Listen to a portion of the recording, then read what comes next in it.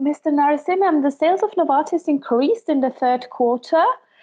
This was part due to the normalization after the pandemic, but also due to the innovative medicines division. Why is demand so strong there?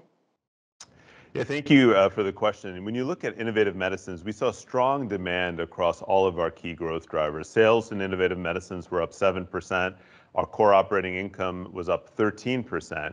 And this is very broad-based performance, but also driven by a couple of key products. We had Entresto, Cosentyx, and Zolgensma, and Kisqali all growing at double-digit percentage growth rates. So I think the recovery, as well as the very strong demand for these new medicines, really enabled us to deliver this great performance.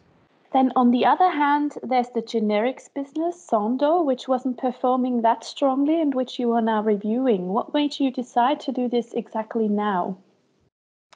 With respect to Sandoz and the strategic review we announced, this was a long planned process where we had worked to make Sandoz autonomous within Novartis with respect to manufacturing and some other support areas. We got to the point now where we think it's the right moment. Sandoz is relatively autonomous within Novartis to be able to conduct a strategic review and ask what is the best thing for our shareholders, what is the best thing for Sandoz, what's the best thing for Novartis as a company overall. And we'll evaluate all options, including retaining Sandoz or separating with Sandoz. And we would expect this review to take through the better part of 2022 and would provide an update before the end of 2022 to all of our shareholders and all of you.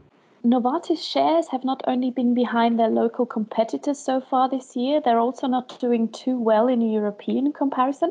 How do you explain that?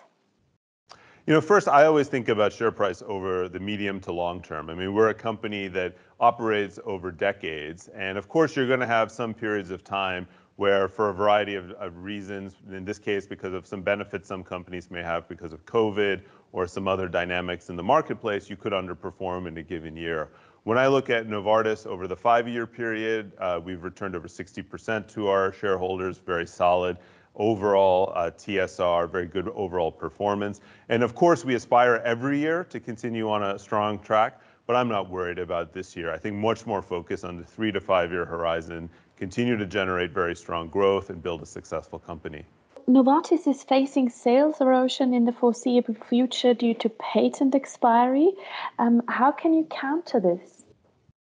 We feel very good about our growth outlook. We've guided to 4% plus sales growth through 2025.